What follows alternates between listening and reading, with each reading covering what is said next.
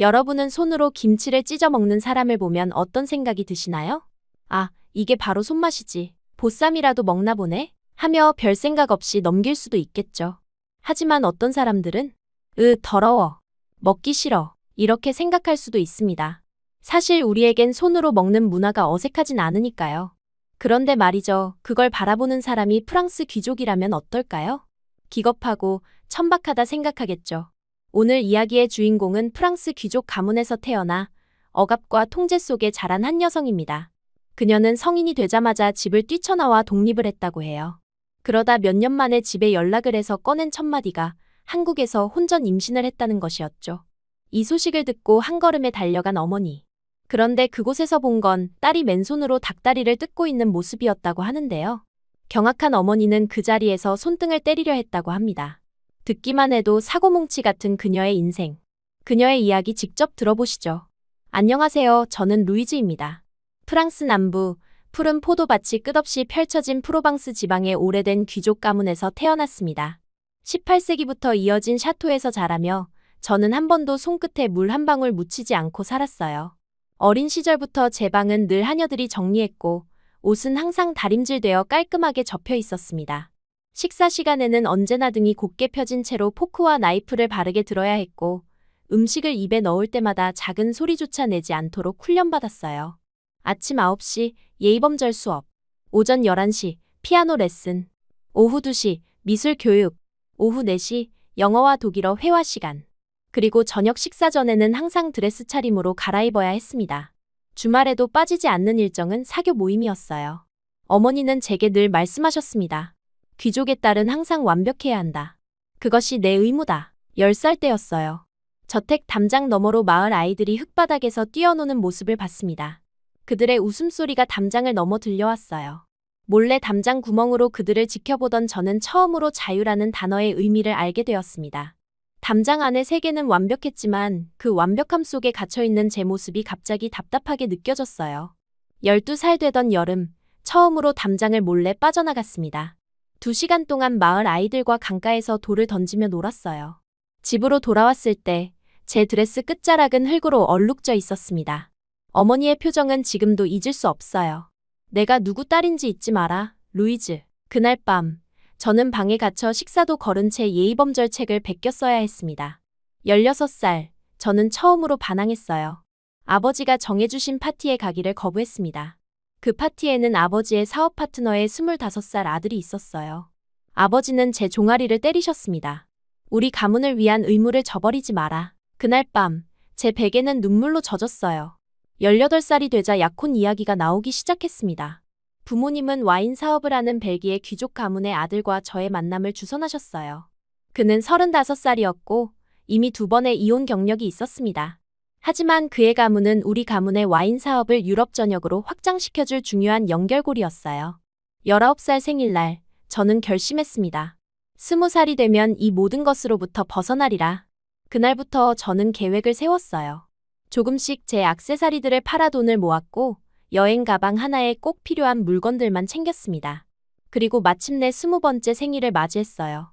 그날 밤 저는 부모님께 편지 한 장을 남기고 집을 나왔습니다. 편지에는 이렇게 적었어요. 저는 인형이 아닙니다. 제 삶을 살고 싶어요. 오랫동안 준비해온 순간이었지만 샤토의 대문을 나서는 순간 두려움이 밀려왔습니다. 그래도 발걸음을 돌리지 않았어요. 처음 경험하는 자유는 달콤했습니다. 파리의 작은 호텔방, 카페의 테라스에서 혼자 마시는 커피, 누구의 간섭도 없이 내 마음대로 거리를 거닐 수 있는 자유로움. 모든 것이 새롭고 설렜어요. 그러나 한 달이 지나자 현실이 제게 찾아왔습니다. 돈은 생각보다 빨리 바닥이 났어요. 호텔비를 아끼기 위해 더 저렴한 곳으로 옮겨야 했고 결국에는 공동 욕실을 쓰는 작은 원룸으로 이사했습니다. 처음으로 스스로 방을 청소하고 빨래를 하고 요리를 해야 했어요. 태어나서 한 번도 해본 적 없는 일들이었습니다. 첫 요리 도전은 참담했어요. 파스타를 삶다가 냄비를 태웠고 소스는 까맣게 타버렸습니다. 그날 저녁 저는 빵 한 조각으로 끼니를 때웠어요. 빨래도 쉽지 않았습니다. 하얀 블라우스가 분홍색으로 물들었고 니트 스웨터는 세탁기에서 아기 옷 크기로 줄어버렸어요. 밤거리는 생각보다 무서웠습니다. 한 번은 늦은 밤 귀가길에 취한 남자들이 저를 따라왔어요. 다행히 사람들이 많은 곳으로 피해 위기를 모면했지만 그 후로는 해가 지면 외출을 자제했습니다. 자유를 찾아 나왔지만 오히려 더 좁은 세계에 갇힌 기분이었어요. 금방 깨달았습니다. 자유에는 책임이 따른다는 것을요. 이제 모든 것을 스스로 해결해야 했어요. 돈이 필요했고 그러기 위해서는 일을 해야 했습니다. 하지만 특별한 기술도 경험도 없는 저에게 일자리를 구하는 것은 쉽지 않았어요. 첫 번째 면접은 고급 부티크였습니다. 제 우아한 말투와 세련된 옷차림을 보고 고용주는 관심을 보였어요. 하지만 이력서에 적을 경력이 없었고 결국 거절당했습니다. 두 번째는 식당이었어요. 접시를 나르는 간단한 일이었지만 첫날 접시 3개를 깨뜨린 후 해고되었습니다. 좌절감이 밀려왔어요. 몇 번이고 집으로 돌아갈까 생각했습니다. 그러나 그곳으로 돌아가면 기다리고 있는 것은 정략 결혼과 타인이 설계한 인생뿐이었어요. 차라리 굶주림과 고단함을 견디는 게 낫다고 생각했습니다. 결국 저는 낮에만 일할 수 있는 곳을 찾기로 했어요. 몽마르트르 언덕 근처의 작은 카페에서 마침내 일자리를 얻었습니다. 카페 루미에르라는 이름의 아담한 가게였어요. 사장님은 초보자인 저를 고용하는 것에 망설였지만 제가 프랑스어와 영어, 독일어를 유창하게 구사한다는 점이 마음에 들었던 모양입니다. 처음 일주일은 지옥 같았어요. 커피 주문을 헷갈리고 계산을 틀리고 심지어 손님의 무릎 위에 핫초콜릿을 쏟기도 했습니다. 매일 밤 작은 원룸으로 돌아와 침대에 쓰러져 울었어요. 하지만 포기하지 않았습니다. 사장님 마틸다는 생각보다 인내심이 많았어요. 모든 시작은 어렵단다. 하지만 내가 포기하지 않는다면 나도 포기하지 않을게. 그녀의 말에 용기를 얻어 저는 더 열심히 노력했습니다. 2달이 지나자 실수가 줄어들었고 단골 손님들과도 편안하게 대화할 수 있게 되었어요. 급여는 많지 않았지만 하루 2끼는 카페에서 해결할 수 있었고 집세도 내기에 충분했습니다. 처음으로 제 노력으로 번 돈으로 산 작은 화분을 창가에 두었을 때의 기쁨은 말로 표현할 수 없었어요. 그것은 비록 작은 성취였지만 제게는 큰 의미가 있었습니다. 삶은 조금씩 안정되어 갔어요. 요리도 조금씩 배워갔고 청소와 빨래도 익숙해졌습니다. 하지만 여전히 외로움은 남아있었어요. 귀족 가문에서 자란 저는 진정한 친구를 사귀는 법을 배우지 못했습니다. 카페 동료들과도 업무적인 대화 이상으로 관계를 발전시키지 못했어요. 이렇게 저는 사회의 실상을 처음으로 마주하면서 새로운 삶은 조금씩 자리를 잡아가고 있었습니다. 부모님의 그늘에서 벗어나 처음으로 제 발로 서는 법을 배워가고 있었어요. 비록 여전히 서툴고 어려움도 많았지만 적어도 이제는 제 선택으로 살아가고 있다는 사실이 저를 행복하게 했습니다. 그렇게 카페 루미에르에서 일한 지 2달이 지나고 있었습니다. 오전 근무를 마치고 퇴근할 때면 항상 마주치는 오후 교대 알바생이 있었어요.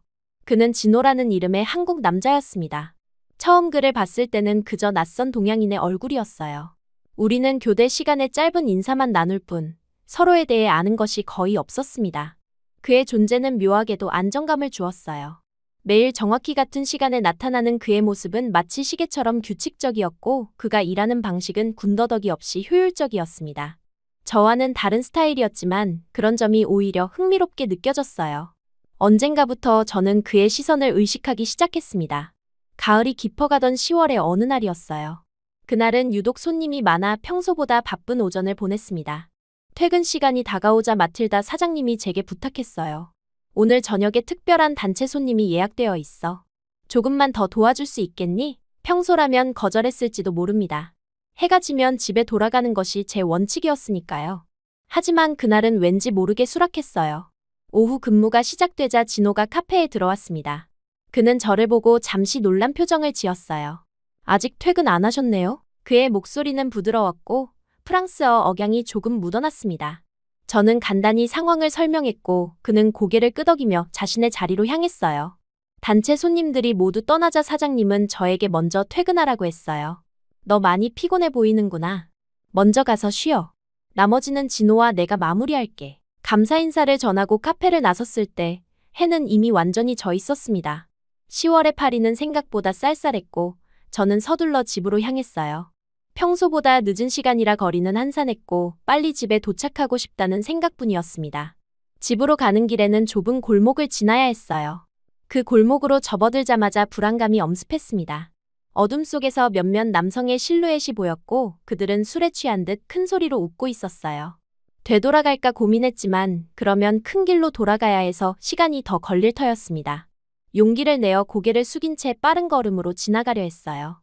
하지만 그들은 이미 저를 발견한 상태였습니다. 어이, 아가씨. 이 시간에 어디 가요? 한 남자가 프랑스어로 말을 걸었어요. 무시하고 지나가려 했지만 그들은 제 앞을 가로막았습니다. 혼자 가기 위험하지 않아? 우리가 데려다 줄게. 다른 남자가 말하며 제게 다가왔어요. 제 심장은 빠르게 뛰기 시작했습니다. 공포가 온몸을 휘감았고 어떻게 해야 할지 판단이 서지 않았어요. 그때 한 남자가 제 팔목을 억지로 잡으려 했습니다. 순간 뒤에서 누군가의 목소리가 들렸어요. 루이즈 씨. 돌아보니 진호가 제 외투를 들고 달려오고 있었습니다. 외투를 두고 가셨어요. 사장님이 챙겨가라고 해서. 그는 숨을 헐떡이며 말했어요. 제가 외투를 두고 나간 것을 알고 서둘러 쫓아온 것이었습니다. 그의 갑작스러운 등장에 남자들은 잠시 당황한 듯했어요. 진호는 상황을 빠르게 파악했는지 자연스럽게 제 옆으로 다가와 외투를 건넸습니다. 늦었네요. 함께 가시죠. 그는 마치 우리가 약속이라도 한 것처럼 자연스럽게 말했어요. 남자들은 여전히 주변을 맴돌았지만 이제는 조금 망설이는 기색이 역력했습니다. 진호는 차분한 목소리로 말했어요. 실례합니다만 지나가도 될까요? 그의 목소리는 정중했지만 단호했습니다. 그럼에도 남자들은 쉽게 물러서지 않았고 오히려 진호를 향해 도발적인 말을 던졌어요. 이 동양인은 누구야? 내 남자친구냐? 한 남자가 비웃으며 진호를 밀쳤습니다. 상황이 점점 악화되고 있다고 느껴졌어요. 진호는 밀쳐지면서도 침착함을 잃지 않았고 오히려 제 손을 단단히 잡았습니다. 제 신호에 뛰세요. 그가 작은 목소리로 속삭였어요. 순간적으로 진호는 남자들 사이로 틈을 만들며 전진했고 지금 하는 외침과 함께 우리는 달리기 시작했습니다. 뒤에서 욕설과 발소리가 들렸지만 저는 뒤돌아보지 않고 계속 달렸어요. 진호는 제 손을 놓지 않은 채 함께 달렸습니다. 우리는 큰 대로변으로 나왔고 그제서야 발걸음을 늦췄어요. 숨을 헐떡이며 뒤를 돌아보니 남자들은 더 이상 쫓아오지 않았습니다. 안도감과 동시에 공포의 여파로 몸이 떨렸고 눈물이 왈칵 쏟아졌어요. 진호는 당황한 듯했지만 곧 조심스럽게 물었습니다. 괜찮으세요? 그의 목소리에는 진심 어린 걱정이 담겨 있었어요. 저는 고개를 끄덕였지만 여전히 떨림이 가라앉지 않았습니다. 집으로 돌아갈 용기가 나지 않았어요. 카페로 다시 돌아가도 될까요? 제 말에 진호는 즉시 고개를 끄덕였습니다. 물론이죠. 아직 카페를 완전히 닫지 않았을 거예요. 우리는 다시 카페로 향했고 문을 열고 들어가자마자 안도감이 밀려왔어요. 마틸다 사장님은 우리를 보고 놀란 표정을 지었습니다. 무슨 일이야? 진호가 상황을 간략히 설명하자 사장님의 얼굴이 걱정으로 가득 찼어요. 그녀는 제게 다가와 손을 잡아주었습니다. 어쩌면 좋니? 많이 놀랐겠구나. 사장님은 잠시 생각하더니 결단을 내렸어요. 오늘은 이만 일찍 문을 닫자. 진호, 내가 루이즈를 집까지 바래다 주렴. 사장님의 말에 진호는 고개를 끄덕였습니다. 그럼요, 당연히 그래야죠. 우리가 카페를 나설 때 마틸다는 조심히 가고 내일 봐 라고 말하며 문을 닫았어요. 그렇게 우리는 함께 퇴근길에 나섰습니다. 처음에는 어색한 침묵만이 흘렀어요. 진호는 조용히 제 옆을 걸었고 저는 아직도 약간의 떨림이 남아 있었습니다. 몇 분이 지나자 그가 먼저 입을 열었어요. 프랑스에 온 지 얼마나 되셨어요? 그 질문에 저는 잠시 당황했습니다. 제가 프랑스 현지인이 아니라고 생각한 걸까요? 저는 프랑스 사람이에요. 제 대답에 그는 살짝 놀란 표정을 지었어요. 정말요? 프랑스어가 너무 완벽해서. 아, 죄송합니다. 오해했네요. 그의 솔직한 반응에 웃음이 나왔습니다. 그 웃음으로 조금 전에 공포가 조금씩 사라지는 기분이었어요. 외국인처럼 보이나요? 제가 물었고 진호는 고개를 저었습니다. 아니요, 그렇진 않아요. 단지 저와 달리 카페에서 다른 스태프들과 많이 어울리지 않으시는 것 같아서 혹시 저처럼 이방인이신가 했어요. 그의 관찰력에 놀랐습니다. 대화는 자연스럽게 이어졌어요. 그는 한국에서 패션 디자인을 공부하다가 2년 전 파리로 유학 왔다고 했습니다. 꿈은 자신만의 브랜드를 만드는 것이라고요. 그의 이야기를 들으며 저는 처음으로 다른 세계에 대한 호기심이 생겼어요. 한국이라는 나라, 그곳의 문화와 사람들이 궁금해졌습니다. 한국은 어떤 곳인가요? 제 질문에 그의 눈이 반짝였어요. 진호는 열정적으로 자국에 대해 이야기했습니다. 빠른 발전과 전통이 공존하는 나라, 안전한 거리와 24시간 편의시설, 그리고 음식 문화까지. 그의 말 한마디 한마디가 신선하게 다가왔어요. 집 앞에 도착했을 때 저는 이상하게도 아쉬움이 밀려왔습니다. 오늘 정말 고마워요. 당신이 아니었다면 말을 끝맺지 못하고 목이 메었어요. 진호는 미소를 지으며 고개를 저었습니다. 별 말씀을요. 내일 카페에서 뵐게요. 그는 제가 안전하게 현관문을 열고 들어가는 것을 확인한 후에야 떠났어요. 문을 닫고 집 안으로 들어서는 순간 이상하게도 외로움이 밀려왔습니다. 그날 밤 저는 오랜만에 일기를 썼어요. 무서웠던 순간들 그리고 진호에 대한 생각들을 솔직하게 적었습니다. 펜을 놓으며 깨달았어요. 이제껏 누구에게도 느끼지 못했던 감정이 내 안에서 자라고 있다는 것을요. 다음 날 평소보다 일찍 카페에 도착했습니다. 마틸다는 제 상태를 걱정스럽게 물었고 저는 괜찮다고 안심시켰어요. 내심 진호를 기다리고 있었지만 그 마음을 인정하기는 어려웠습니다. 오후가 되어 진호가 카페에 들어왔을 때 제 심장은 빠르게 뛰기 시작했어요. 그는 저를 보자 밝게 미소 지었습니다. 안녕하세요. 오늘은 괜찮으신가요? 그의 진심 어린 물음에 저는 고개를 끄덕였어요. 교대 시간, 저는 평소보다 천천히 준비했습니다. 진호도 마치 기다리고 있는 듯 했어요. 마침내 용기를 내어 물었습니다. 오늘 퇴근 후에 시간 있으세요? 제 목소리는 떨렸지만 진호의 얼굴에 번진 미소를 보고 안심했어요. 그날 저녁, 우리는 세느강 근처의 작은 레스토랑에서 저녁을 함께 했습니다. 처음으로 누군가와 이렇게 편안하게 대화를 나누는 기분이었어요. 진호는 한국에 대해 이야기했고 저는 프랑스에서의 제 삶을 조금씩 털어놓았습니다. 물론 귀족 가문 출신이라는 사실은 아직 말하지 않았어요. 그 후로 우리는 자주 만났습니다. 퇴근 후 함께 걷기도 하고 주말에는 박물관이나 공원에 가기도 했어요. 진호는 저에게 한국 음식을 소개해 주었고 저는 그에게 프랑스에 숨겨진 명소들을 보여주었습니다. 2달이 지났을 때 진호는 용기를 내어 고백했어요. 세느강변에서 산책을 하던 중이었습니다. 루이즈, 당신을 정말 좋아합니다. 제 여자친구가 되어주시겠어요? 그의 진지한 눈빛에 제 마음도 확신이 들었어요. 네, 좋아요. 제 대답에 그는 환하게 웃었고 조심스럽게 제 손을 잡았습니다. 그 순간 세상이 다르게 보였어요. 모든 것이 더 밝고 더 아름답게 느껴졌습니다. 연인이 된 후 우리의 관계는 더 깊어졌어요. 진호는 자신의 꿈과 고민을 솔직하게 나누었고 저도 조금씩 제 과거를 이야기했습니다. 귀족 가문에서 자란 사실을 알게 된 그는 놀랐지만 제가 스스로 선택한 삶을 응원해 주었어요. 당신은 정말 용감해요. 모든 것을 뒤로하고 자신의 길을 선택하다니. 그의 말에 저는 처음으로 제 선택이 옳았다고 확신했습니다. 그는 제가 누구인지, 어떤 배경에서 왔는지보다 지금의 저를 더 소중히 여겼어요. 1년이 지난 어느 날, 진호가 흥분된 목소리로 전화했습니다. 좋은 소식이 있어요. 면접봤던 패션 브랜드에서 연락이 왔어요. 채용되었대요. 그의 기쁨에 저도 함께 기뻤어요. 오랜 노력 끝에 얻은 성과였습니다. 그날 저녁, 우리는 특별한 저녁 식사로 그의 성공을 축하했어요. 진호는 와인잔을 들어 제게 건배를 청했습니다. 당신이 있어 행운이에요, 루이즈. 앞으로도 함께 해주세요. 그의 진심 어린 말에 가슴이 따뜻해졌어요. 진호가 패션 하우스에서 일하기 시작하면서 우리의 만남은 조금 줄어들었습니다. 그는 바쁜 일정 속에서도 항상 저를 생각했고 짧은 메시지나 깜짝 선물로 마음을 표현했어요.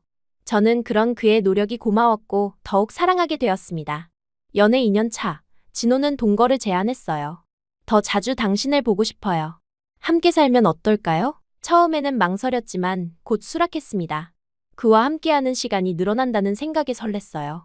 우리는 몽마르트르 근처의 작은 아파트를 함께 구했습니다. 두 사람의 물건으로 채워진 공간은 비록 좁았지만 그 어느 때보다 따뜻했어요. 아침에 눈을 뜨면 진호의 얼굴이 보였고 저녁에는 함께 요리하며 하루를 마무리했습니다. 그렇게 우리의 사랑은 깊어졌고 일상은 더욱 단단해졌어요. 진호는 점점 패션계에서 인정받기 시작했고 저도 카페에서 책임자로 승진했습니다. 함께하는 삶은 서로에게 힘이 되었고 각자의 꿈을 향해 나아갈 수 있는 원동력이 되었어요. 하지만 아직 우리 앞에는 더 큰 변화가 기다리고 있었습니다. 진호의 꿈은 여전히 자신만의 브랜드를 만드는 것이었고 그 꿈을 이루기 위한 여정은 이제 막 시작되고 있었어요. 동거를 시작한 지 2년이 지났을 무렵 진호의 삶에 큰 변화가 찾아왔습니다. 그가 다니던 패션하우스에서 한국 지사 설립을 계획하고 있었고 진호에게 합류할 기회를 제안했어요. 그날 저녁 진호는 들뜬 목소리로 이야기했습니다. 서울로 돌아가서 일할 기회가 생겼어요. 하지만 당신과 떨어지고 싶지 않아요. 그의 말에 잠시 침묵이 흘렀어요. 프랑스를 떠나 한국이라는 완전히 낯선 나라로 간다는 생각은 두렵기도 했지만 동시에 설레기도 했습니다. 같이 가요. 당신이 있는 곳이 제 집이에요. 제 대답에 진호는 환하게 웃으며 저를 안았어요. 2주 후 우리는 인천공항에 도착했습니다. 긴 비행 시간에 지쳐 있었지만 진호의 고향을 처음 밟는 순간의 설렘은 피로를 잊게 했어요. 공항은 놀라울 정도로 깨끗했고 모든 것이 질서정연했습니다. 프랑스와는 다른 공기가 느껴졌어요. 서울에 도착한 첫날부터 저는 한국의 매력에 빠져들었습니다. 24시간 편의점, 늦은 밤까지 운영하는 식당들 그리고 무엇보다도 안전한 거리가 신선하게 다가왔어요. 파리에서는 상상할 수 없었던 밤 산책을 자유롭게 즐길 수 있다는 사실이 너무나 행복했습니다. 우리는 강남 근처의 작은 오피스텔에 정착했어요. 공간은 파리의 아파트보다 작았지만 모든 것이 효율적으로 디자인되어 있었습니다. 진호는 바로 회사 일을 시작했고 저는 한국 생활에 적응해 나갔어요. 가장 큰 도전은 언어였습니다. 처음에는 간단한 인사말조차 어려웠어요. 하지만 진호의 도움과 온라인 강의를 통해 조금씩 한국어를 배워나갔습니다. 안녕하세요, 감사합니다와 같은 기본적인 표현을 사용할 때마다 현지인들의 따뜻한 반응에 용기를 얻었어요. 서울의 대중교통은 또 다른 놀라움이었습니다. 정확한 시간표, 깨끗한 지하철 그리고 어디든 쉽게 갈 수 있는 연결성에 감탄했어요. 파리의 교통 체증과 지연되는 전철에 익숙했던 저에게 서울의 효율성은 신세계였습니다. 점차 한국 문화에 녹아들며 저는 이곳에서 새로운 종류의 자유를 발견했어요. 밤늦게 귀가해도 안전한 거리, 24시간 이용 가능한 편의시설들 그리고 디지털 기술로 모든 것이 연결된 편리함. 이런 환경 속에서 저는 진정한 독립을 느꼈습니다. 프랑스에서의 독립이 가족으로부터의 분리였다면 한국에서의 독립은 두려움으로부터의 해방이었어요. 진호의 직장 생활도 순조롭게 진행되었습니다. 그는 프랑스에서의 경험을 살려 한국 시장에 맞는 디자인을 선보였고 회사 내에서 빠르게 인정받았어요. 저는 그런 그를 보며 자랑스러웠고 우리의 결정이 옳았음을 확신했습니다. 한국 생활 6개월 차, 진호는 자신의 꿈을 이루기 위한 다음 단계를 준비하기 시작했어요. 회사 일을 하면서도 틈틈이 자신만의 브랜드를 위한 디자인을 스케치했습니다. 그의 열정을 지켜보며 저도 그의 꿈을 응원하고 싶었어요.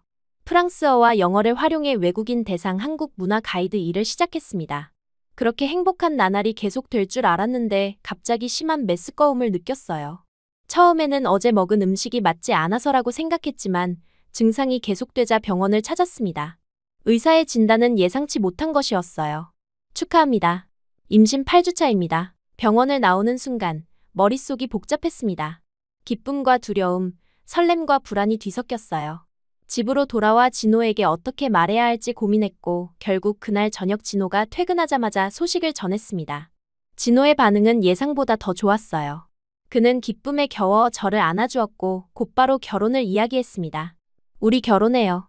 제가 당신과 아기를 책임질게요. 그의 확신에 찬 목소리에 안심이 되었지만 한편으로는 부모님 생각이 났어요. 집을 나온 후 부모님과 연락을 끊었던 저는 그들에게 어떻게 이 소식을 전해야 할지 막막했습니다. 몇 날 밤을 고민한 끝에 용기를 내어 어머니께 전화를 걸었어요. 떨리는 손으로 번호를 누르는 순간 심장이 터질 것 같았습니다. 3번의 신호음 후 어머니의 목소리가 들렸어요. 여보세요? 그 순간 목이 메어 말이 나오지 않았습니다. 여보세요? 누구시죠? 어머니의 재촉에 겨우 입을 열었어요. 엄마, 저예요, 루이즈. 전화기 너머로 잠시 침묵이 흘렀습니다. 그리고 어머니의 목소리가 다시 들렸어요. 루이즈? 이제야 전화를 하는 거니? 어머니의 목소리는 차갑지 않았습니다. 오히려 걱정과 안도감이 섞여 있었어요. 저 한국에 있어요. 제 대답에 어머니는 놀란 듯했습니다. 그래, 알고 있단다. 저는 깊게 숨을 들이쉬고 모든 것을 이야기했어요. 진호를 만난 일, 함께 한국에 온 일, 그리고 임신한 사실까지. 어머니의 반응은 예상보다 격양되었습니다. 뭐라고? 임신이라니? 얼마나 더 추락하려고 그러니? 어머니의 목소리에는 분노와 당혹감이 가득했어요. 저는 진호와 결혼할 계획이라고 설명했지만 어머니는 진정되지 않았습니다. 저는 주눅들지 않고 밀어붙였습니다. 진호와 결혼할 계획이에요. 그는 좋은 사람이에요. 어머니는 한숨을 쉬셨습니다. 루이즈, 내가 너희 둘을 한번 만나봐야겠구나. 저는 용기를 내어 말했어요. 그럼 진호와 함께 프랑스로 갈게요. 그러자 어머니는 즉각 반대하셨습니다. 어디 임산부가 그 장거리를 비행기 타고 온단 말이냐? 내가 한국으로 가마. 어머니의 뜻밖의 결정에 놀랐지만 다가올 만남을 준비하기 시작했습니다. 전화를 끊은 후 안도감과 불안감이 교차했어요. 어머니는 이미 제가 한국에 있다는 사실을 알고 계셨습니다. 아마도 누군가를 시켜 저를 찾고 있었던 모양이었어요. 그 생각에 오싹했지만 이제 와서 숨길 것은 없었습니다. 진호에게 상황을 설명했어요. 그는 걱정스러워하면서도 단호했습니다. 당신 부모님께 제대로 인사드리고 싶었어요. 늦었지만 직접 허락을 구하겠습니다. 그의 진심 어린 말에 감동했지만 동시에 두세 개의 충돌이 걱정되었어요. 2주 후 한여름의 뜨거운 날씨 속에 어머니가 한국에 도착했습니다. 공항에서 어머니를 기다리며 제 심장은 쿵쾅거렸어요. 출구로 나오시는 어머니의 모습이 보이자 다리가 후들거렸습니다. 예상과 달리 어머니는 제게 달려와 꼭 안아주셨어요. 내가 어떤 마음으로 집을 나갔는지 다 안다. 그 말에 저는 눈물을 참을 수 없었습니다. 제 외는 생각보다 따뜻했어요. 어머니는 진호에게도 예상 외로 친절했습니다. 어색하게 인사를 건네시며 그간 지켜줘서 고맙다 라고 말씀하셨어요. 진호는 긴장한 모습이었지만 최대한 정중하게 대응했습니다. 그날은 마침 복날이었어요. 진호는 한국 전통에 따라 이날 보양식을 먹는다고 설명하며 유명한 삼계탕 집으로 우리를 안내했습니다. 줄 서서 기다리는 허름한 식당에 어머니는 잠시 놀라셨지만 프랑스 레스토랑도 줄 서서 기다리는 건 마찬가지지 라며 수긍하셨어요. 식당 안으로 들어가자 어머니의 표정이 변했습니다. 좁은 공간에 빽빽하게 자리 잡은 테이블들, 시끌벅적한 분위기, 그리고 무엇보다 손으로 닭을 뜯어먹는 사람들의 모습에 어머니는 눈살을 찌푸리셨어요. 이게 뭐니? 너무 천박하잖아. 어머니의 말에 당황한 진호는 급히 설명을 시작했습니다. 이곳이 서울에서 가장 유명한 삼계탕 집 중 하나이며 대통령도 방문했던 곳이라고요. 하지만 어머니의 표정은 여전히 불편해 보였습니다. 삼계탕이 나오자 진호는 정성스럽게 달걀살을 발라 접시에 담아 어머니께 드렸어요. 그런데 저는 거침없이 손으로 닭다리를 집어들고 뜯으려고 했습니다. 어머니는 충격받은 표정으로 저를 바라보셨어요. 루이즈, 그게 무슨 행동이니? 어머니는 제 손등을 치려다 멈추셨습니다. 제 얼굴에 번진 해맑은 웃음을 보시고는 더 이상 뭐라 말씀하지 못하셨어요. 그 순간 어머니의 눈에 무언가가 스쳐 지나가는 것을 느꼈습니다. 아마도 어릴 적 제 모습, 규칙과 예절에 얽매이기 전에 순수한 모습을 떠올리신 것 같았어요. 식사를 마치고 숙소로 돌아가는 길, 어머니는 조용히 물으셨습니다. 정말 행복하니? 저는 망설임 없이 대답했어요. 네, 엄마. 진짜 행복해요. 여기서 저는 자유로워요. 제 대답에 어머니는 잠시 생각에 잠기셨고 이내 고개를 끄덕이셨습니다. 호텔 로비에 도착해서 어머니는 갑자기 결정적인 말씀을 하셨어요. 결혼은 내가 다 준비하마. 그리고 내 남편 될 사람 브랜드도 준비한다며 실력 좀 보고 사무실에 내가 투자하지. 지원이 아니라 투자다. 그 말에 저와 진호는 놀라움을 감추지 못했습니다. 어머니의 마음이 열린 것은 삼계탕 집에서의 그 순간이었어요. 제가 진정으로 행복해하는 모습, 그리고 진호가 저를 진심으로 아끼는 태도를 보셨기 때문이라고 생각합니다. 그날 밤 처음으로 어머니와 진심 어린 대화를 나눴어요. 서로의 마음을 열고 과거의 상처와 오해를 풀어가는 시간이었습니다. 다음 날 어머니는 아버지와 통화하셨고 놀랍게도 아버지는 딸이 돌아오기만 한다면 더 바랄 게 없다고 하셨고 우리의 결혼을 축복해 주셨어요. 어머니는 2주간 한국에 머물며 결혼 준비를 도와주셨고 진호의 패션 브랜드 론칭을 위한 투자 계획도 세우셨습니다. 이제 저는 더 이상 가족에게서 도망치는 것이 아니라 새로운 형태로 그들과 연결되어 있음을 느꼈어요. 한국에서 찾은 자유는 예상과 달랐습니다. 그것은 가족으로부터의 완전한 단절이 아니라 서로를 인정하고 존중하는 새로운 관계였어요. 그리고 그 과정에서 저는 진정한 행복이 무엇인지 깨달았습니다. 어머니의 마음이 열리면서 모든 일이 빠르게 진행되었습니다. 그렇게 걱정되던 어머니와 만남에서 우리의 미래가 더 명확하게 그려지기 시작했어요. 어머니는 프랑스 귀족 가문의 딸답게 일을 추진하는 속도가 놀라웠습니다. 한국에 머무는 2주 동안 그녀는 서울 시내 최고급 호텔의 웨딩홀을 예약했고 양가 상견례를 준비했어요. 진호의 부모님과의 첫 만남은 긴장된 순간이었습니다. 그분들은 농촌 지역에서 오신 소박한 분들이었고 제 어머니는 프랑스 귀족 가문의 기품을 그대로 풍기는 분이셨어요. 문화적 차이와 언어의 장벽이 있었지만 두 집안의 부모님들은 자녀들의 행복을 위해 서로를 존중하는 모습을 보여주셨습니다. 상견례 자리에서 어머니는 진호의 부모님께 정중하게 말씀하셨어요. 귀한 아들을 저희 딸의 반려자로 받아들여 주셔서 감사합니다. 통역을 통해 전달된 이 말씀에 진호의 어머니는 연거푸 손가래를 치셨고 두 집안의 어색함은 조금씩 녹아내렸어요. 결혼식 준비는 일사천리로 진행되었습니다. 어머니는 파리에서 유명 디자이너의 웨딩드레스를 특별 주문했고 아버지도 서둘러 한국에 오셨어요. 아버지를 만난 순간 저는 눈물을 참을 수 없었습니다. 예상과 달리 아버지는 저를 꾸짖기는커녕 눈물을 보이셨어요. 내가 행복하다면 그것으로 충분하다. 결혼식 당일, 저는 진호와 나란히 서서 양가 부모님과 친지들 앞에서 서약을 외쳤습니다. 프랑스 귀족 가문의 전통과 풍습 속에서 저는 빛나고 있었어요. 웨딩드레스를 입은 저와 턱시도를 입은 진호의 모습에 모두가 감탄했습니다. 결혼식 후 진호의 패션 브랜드 런칭 준비가 본격적으로 시작되었어요. 어머니의 투자로 강남 중심부에 아뜰리에와 쇼룸을 갖춘 공간을 마련했습니다.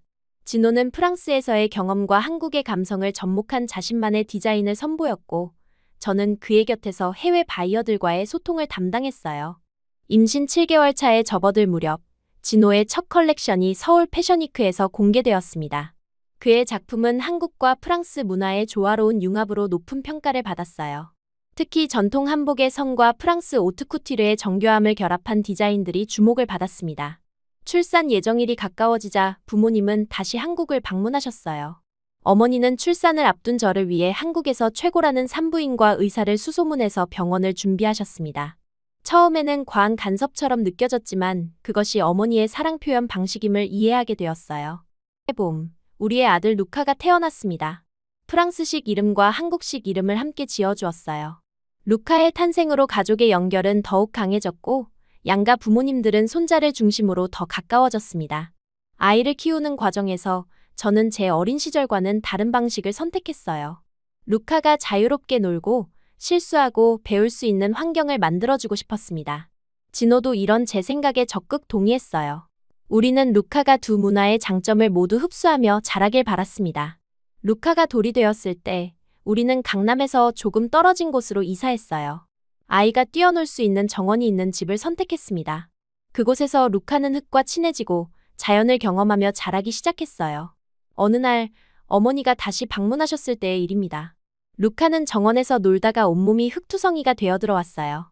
저는 그 모습이 사랑스러워 웃음이 나왔지만 어머니의 반응이 걱정되었습니다. 놀랍게도 어머니는 루카를 안아주시며 말씀하셨어요. 어릴 땐 아이답게 크는 게 맞다.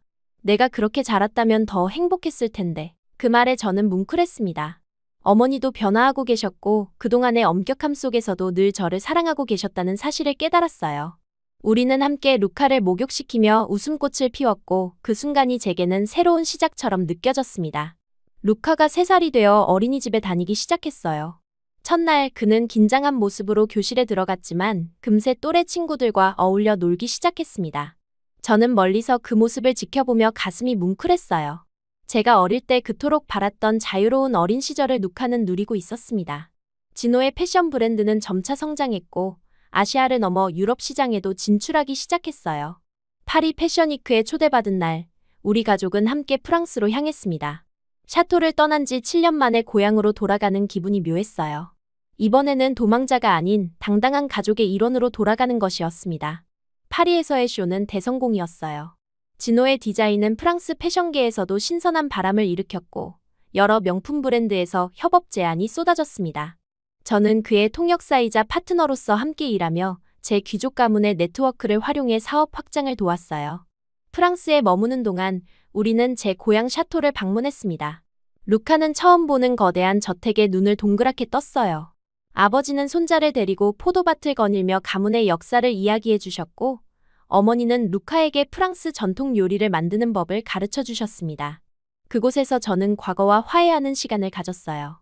한때는 감옥처럼 느껴졌던 공간이 이제는 그저 제 뿌리의 일부로 다가왔습니다. 귀족 가문의 전통과 예절이 모두 나쁜 것은 아니었어요. 중요한 것은 그것을 어떻게 받아들이고 적용하느냐였습니다. 한국으로 돌아온 후 우리의 일상은 더욱 풍요로워졌어요. 루카는 이중 언어로 자라며 두 문화 사이를 자유롭게 오갔고 진호와 저는 사업과 가정의 균형을 맞추며 행복한 나날을 보냈습니다. 매주 화상통화로 양가 부모님과 소통하며 물리적 거리를 뛰어넘는 가족의 유대를 경험했어요. 어느 가을날 루카가 어린이집에서 돌아와 흑범벅이 된 모습으로 자랑스럽게 보여준 그림이 있었습니다. 서툰 손길로 그린 그림 속에는 7명의 사람이 있었어요. 루카, 저와 진호, 그리고 양쪽 할머니, 할아버지였습니다. 그림 위에는 모두가 웃고 있었어요. 그 순간 저는 깨달았습니다. 제가 찾던 진정한 자유는 어떤 장소나 환경이 아니라 있는 그대로의 나를 사랑하고 인정해주는 관계 속에 있다는 것을요. 프랑스 귀족 가문에서 태어나 한국이라는 낯선 나라에서 새 삶을 시작한 제 여정은 결국 진정한 자아와 행복을 찾아가는 과정이었습니다. 가끔 진호는 제게 묻습니다. 후회하지 않아요?